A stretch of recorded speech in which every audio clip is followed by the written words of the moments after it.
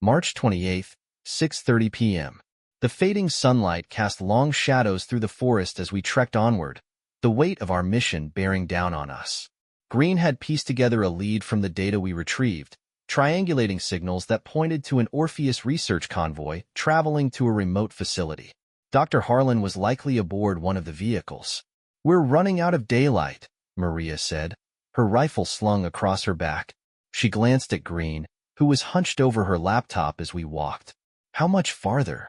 "Not far," Green replied, her voice strained. "The convoy's route intersects with a service road up ahead. If we move quickly, we can set an ambush." Price stopped, raising a hand for silence. "All right, listen up. This is our best chance to grab Harlan. We hit them hard, disable the vehicles, and extract him. No mistakes. We're in and out before they know what hit them." "What about resistance?" Tucker asked, adjusting the strap of his shotgun. "Expect heavy," Price said. "They'll have guards, but they won't be prepared for an ambush. Use that to your advantage." The service road was narrow and overgrown, bordered by thick trees that provided natural cover. We split into two groups. Maria, Tucker, and Price took positions on the left flank, while Green, Ryan, and I took the right. The tension in the air was electric as we waited, weapons ready, listening for the telltale rumble of engines. "Here they come," Maria's voice crackled softly over the comms. Through the trees, we saw the convoy, two armored SUVs flanking a larger transport truck. The vehicles moved steadily, their headlights cutting through the dusk. Guards rode in the SUVs, their silhouettes visible against the windows. "On my mark," Price whispered. "Tucker, hit the lead vehicle. Maria, take out the rear. Green, jam their comms." Green nodded, typing rapidly on her laptop. A faint beep signaled her success. "Comms are down. They're blind." "Mark," Price said. Tucker fired the first shot, his grenade launcher sending a round straight into the engine block of the lead SUV. The vehicle screeched to a halt, smoke billowing from under the hood. Maria's rifle barked, her shots shredding the tires of the rear SUV, forcing it off the road and into a ditch. The guards scrambled, shouting orders as they spilled from the vehicles. I tightened my grip on the Halligan tool, my pulse pounding in my ears. The firefight erupted in an instant. Price and Maria picked off guards with precision, their movements fluid and calculated. Tucker charged forward, his shotgun roaring as he closed the distance. On our side, I swung the Halligan tool at a guard who had strayed too close, the impact sending him sprawling. "They're falling back," Maria called out. "Focus on the truck," Price ordered. "Harlan's in there."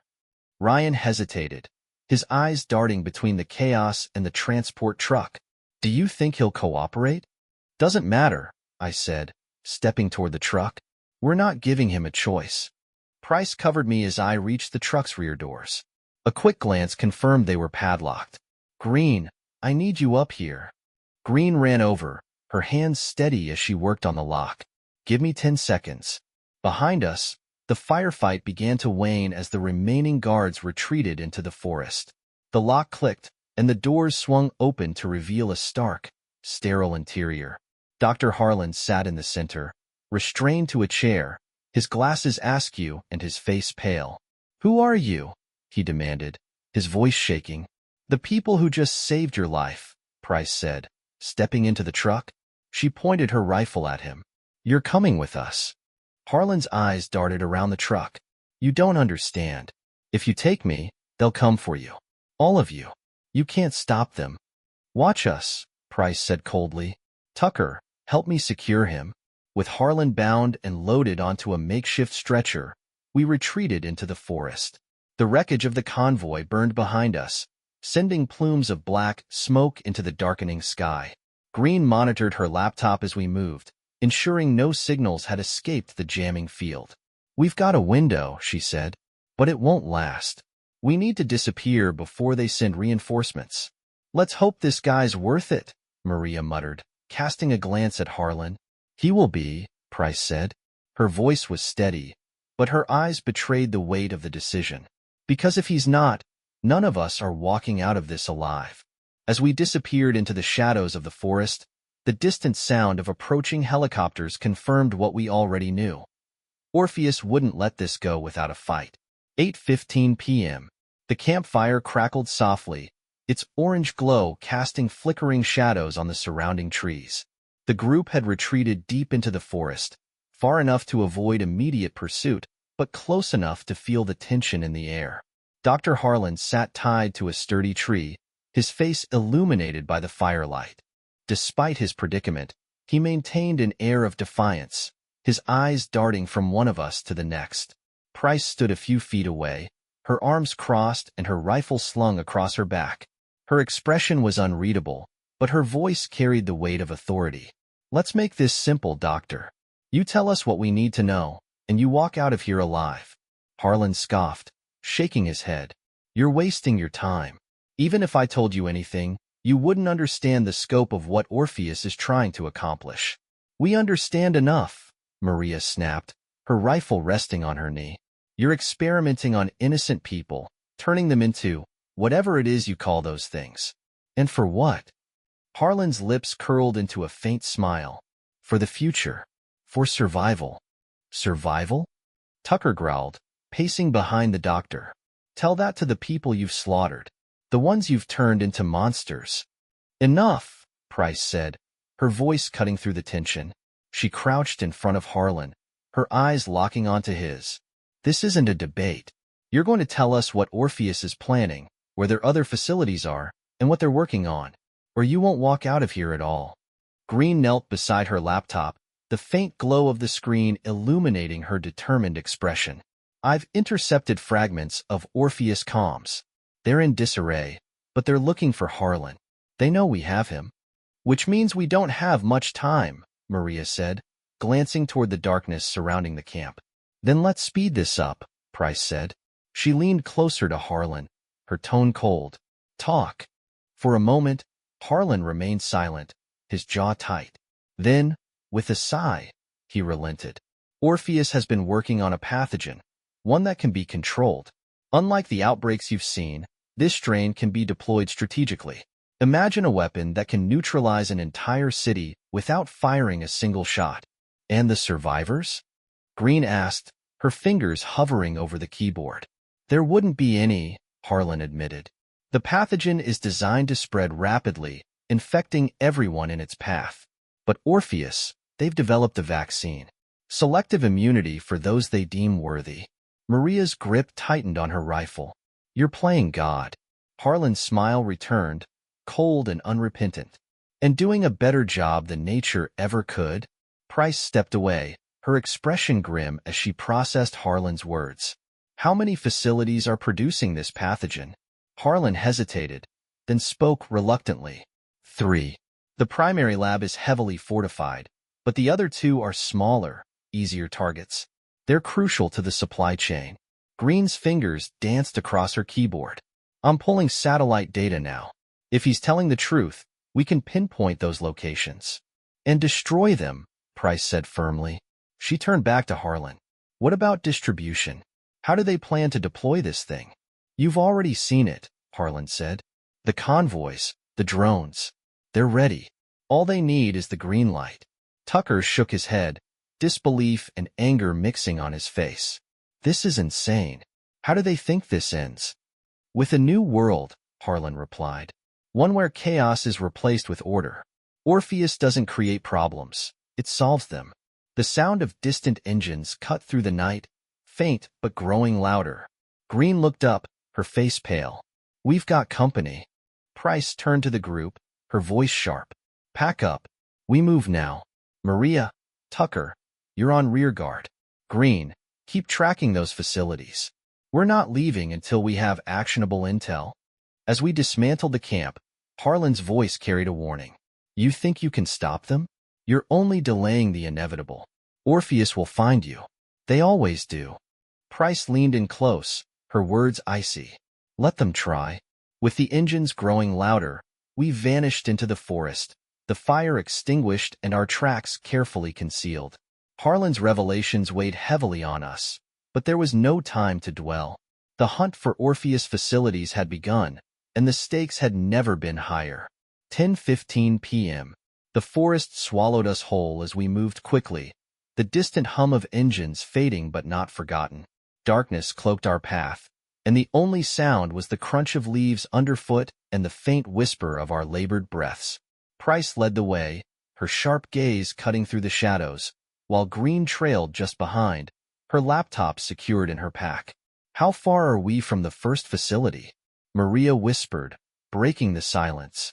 Green glanced at her GPS device, her face illuminated by its faint green glow. 30 miles, maybe less. We'll need to find transport if we're going to make it before dawn. Any chance Orpheus doesn't know we're heading there? Tucker asked, his shotgun resting on his shoulder. No, Price said bluntly. They'll be expecting us, but they won't know when or how. That's the only advantage we've got, I added, gripping the Halligan tool tightly. We have to make it count. We stumbled upon an abandoned road, its cracked asphalt overrun by weeds and moss. The sight of it was both a relief and a grim reminder of how far the world had fallen. "This will lead us closer," Green said, consulting her GPS, "but we're exposed out here." "Then we move fast," Price replied. "Stay low and keep your eyes open." The group followed the road in silence, every rustle of leaves or distant snap of a branch setting our nerves on edge. The night seemed to close in around us, the stars above offering little comfort. The faint glimmer of headlights appeared in the distance. We dropped to the ground instantly, flattening ourselves against the earth as the sound of an engine grew louder. "Single vehicle," Maria murmured, peering through the scope of her rifle. "Looks like a supply truck. Could be heading to the facility," Price said. "This is our chance." "Ambush?" Tucker asked, a grin spreading across his face. Price nodded. "Quick and quiet. We can't risk alerting anyone." The group split into positions on either side of the road. As the truck drew closer, Maria fired a single shot at the front tire, sending the vehicle skidding to a halt. Before the driver could react, Tucker and I pulled him from the cab, his protest silenced by the butt of Price's rifle. "Tie him up and leave him," Price ordered. "We'll take the truck." The man's eyes widened in fear. "You don't know what you're doing," he stammered. "If you go to that facility, you won't come out alive."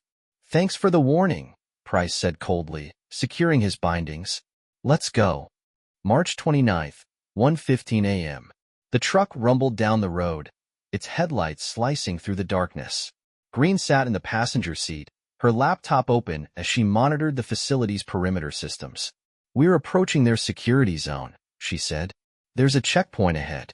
If I can access their local network, I can spoof the credentials and get us through." "How long will that take?" Maria asked, her tone edged with impatience. 2 minutes, Green replied. "Maybe less, if their system is as outdated as I think it is." "You've got one," Price said. The checkpoint loomed ahead, a stark concrete barrier illuminated by harsh floodlights. Guards patrolled the area, their rifles slung across their chests. Green leaned out the window, her fingers flying over her keyboard as she connected to their system. "Almost got it," she muttered. "We're good. Just act natural." The guard waved us through without a second glance, the barrier lifting to let us pass. Once we were clear, Tucker let out a low whistle. "I can't believe that worked," he said. "Don't get too comfortable," Price warned. "We're not out of the woods yet." The facility came into view, a massive structure surrounded by high fences and watchtowers. The air hummed with the sound of generators, and faint lights flickered from within. We parked the truck in a secluded area and disembarked, each of us checking our weapons. "What's the plan?" I asked, my voice low. Price's eyes scanned the facility, her mind already working. "We split into 2 teams. Maria, Tucker, and Green will secure the control room and disable their defenses. The rest of us will head to the labs and plant charges. We'll meet back here in 30 minutes. No delays." Maria grinned, her rifle at the ready. "Let's make some noise." As we slipped through the shadows toward the facility, the weight of what lay ahead pressed on my chest. This wasn't just another strike.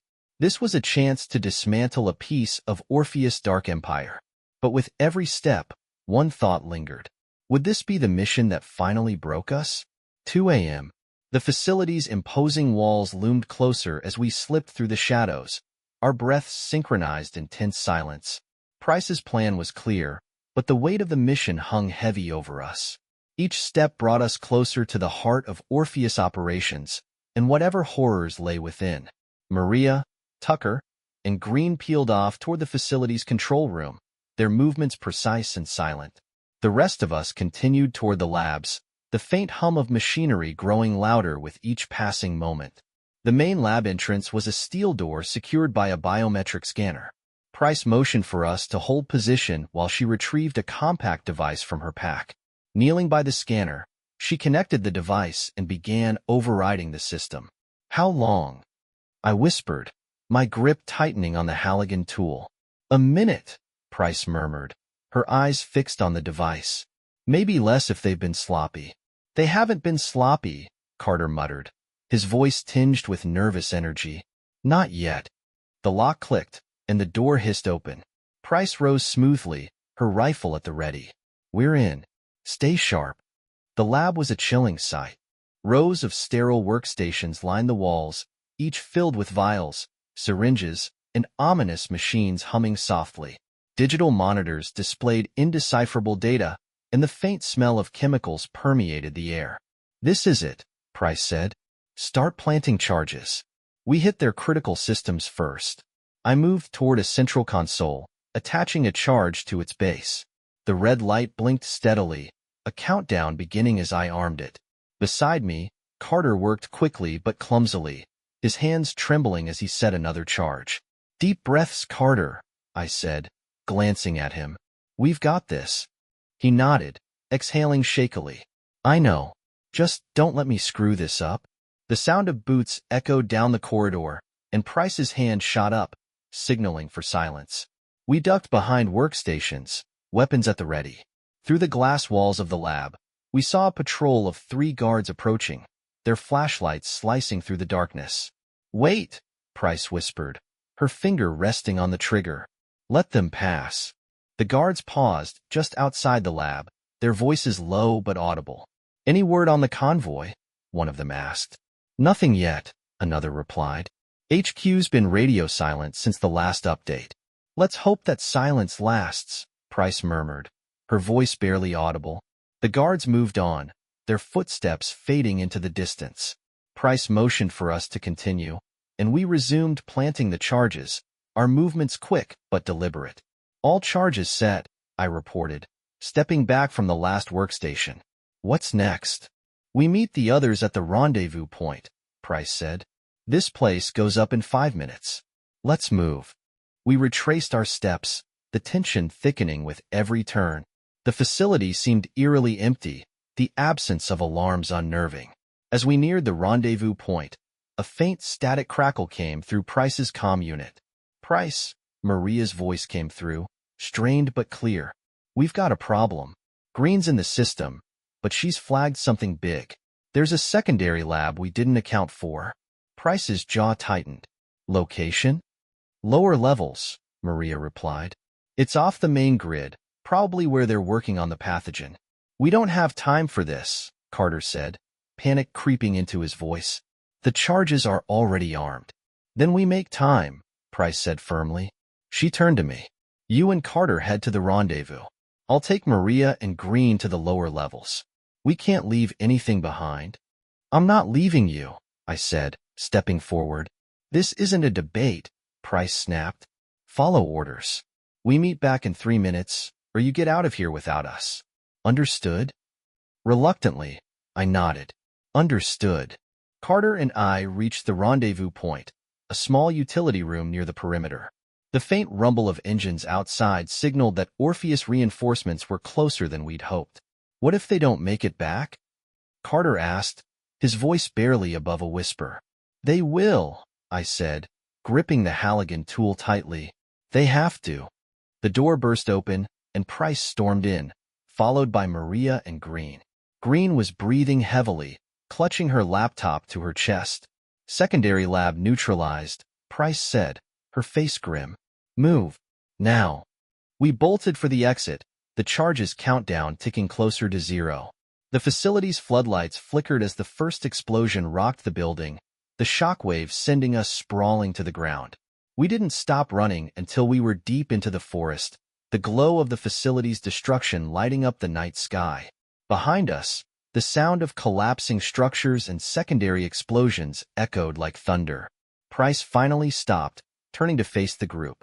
We hit them where it hurts. But this was just one piece of the puzzle. They'll come back stronger. Then so will we, Maria said, her voice steady despite the exhaustion in her eyes. As we disappeared into the shadows, the weight of our actions settled over us. The mission had been a success, but the war was far from over. 3:15 a.m. The forest was alive with sound. The distant wail of sirens, the hum of searchlights piercing the darkness, and the faint crackle of radio chatter as Orpheus forces scrambled to respond. We moved in silence, every crunch of leaves underfoot feeling deafening in the tense quiet. Price raised a hand, signaling us to halt. She crouched low, her eyes scanning the distant glow of the destroyed facility. They're sweeping the area. We need to put more distance between us and them. Maria, still catching her breath, nodded. What about reinforcements? They'll send drones. Maybe helicopters. Green adjusted the laptop strapped to her chest. I can keep their comms scrambled for now, but it's a matter of time before they reestablish coordination. We have to move. We don't have a choice, Tucker said, glancing over his shoulder. If they catch us out here, we're done. Price's jaw tightened. All right. Green, keep monitoring their frequencies.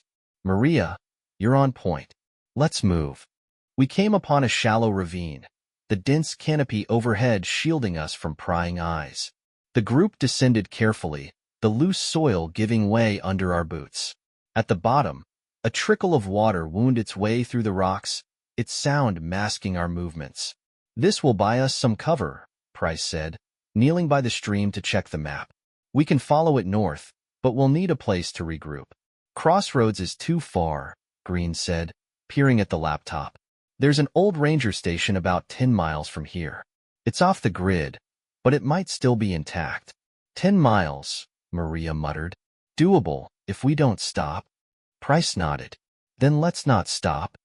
4:15 a.m. The ravine offered a natural path, but it also funneled sound. Every distant shout or crack of a branch set my nerves on edge. I tightened my grip on the Halligan tool, its weight a comforting reminder of its utility. Green suddenly froze, holding up a hand. Wait. She pointed to the water. Look. The faint glimmer of light danced on the surface, accompanied by the low hum of a drone overhead. We pressed ourselves against the ravine wall, holding our breaths as the drone's searchlight passed over the area.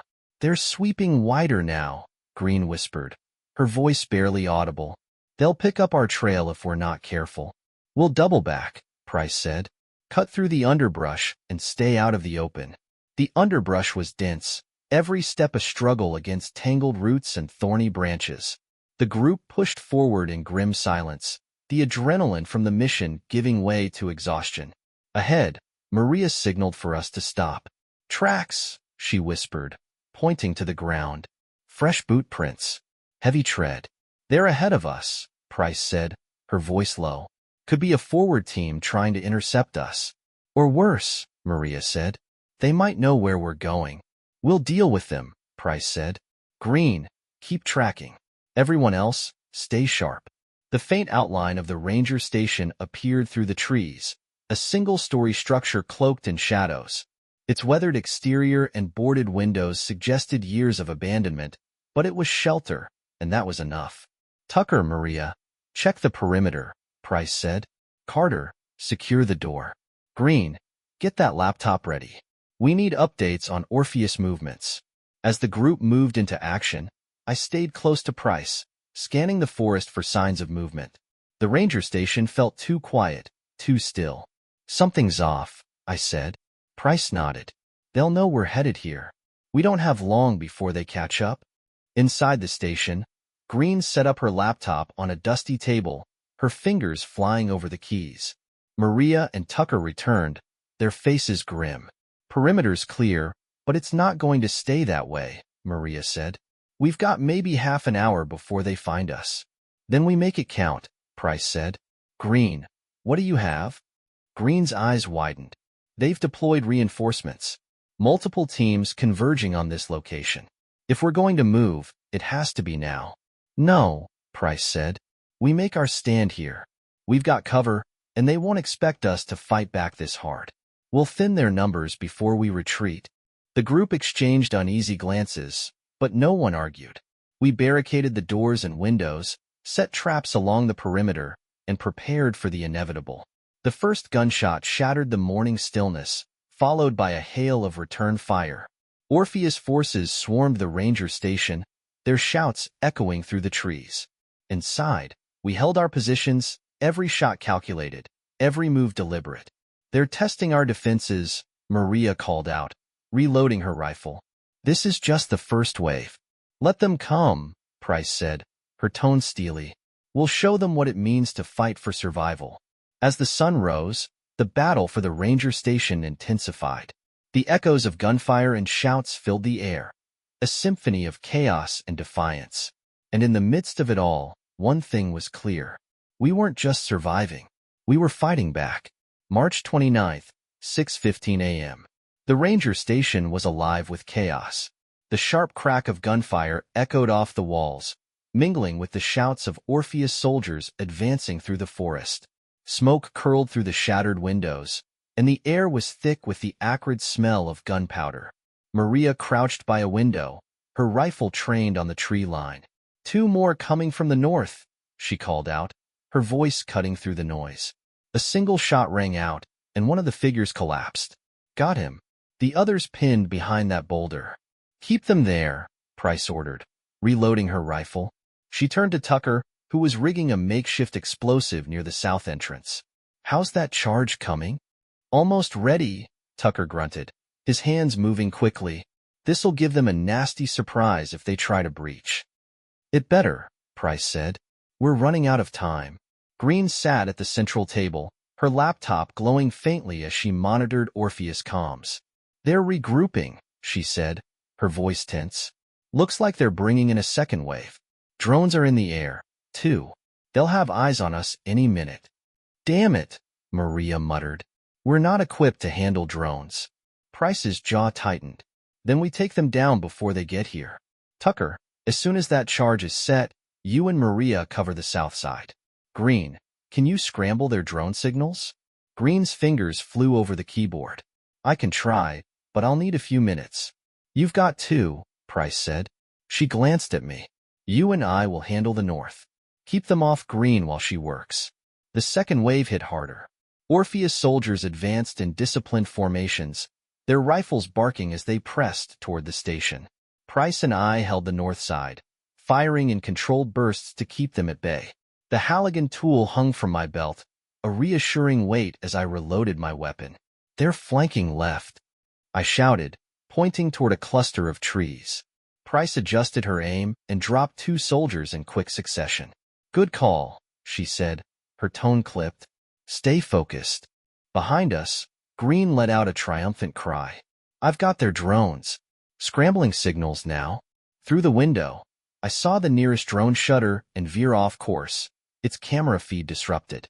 A second drone spiraled downward, crashing into the underbrush. "Nice work," Maria called out, her voice carrying over the din that evens the odds. A deafening explosion shook the station as Tucker's charge detonated, sending debris and Orpheus soldiers flying.